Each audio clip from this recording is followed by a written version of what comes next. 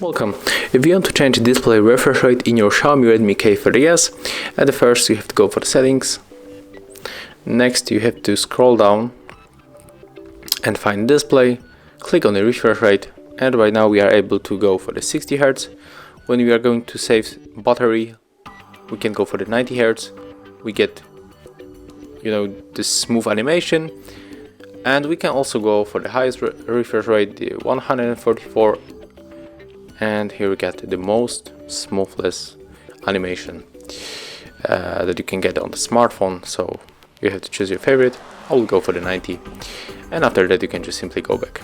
Thank you guys for watching. Leave thumbs ups, comments, and subscribe to our channel.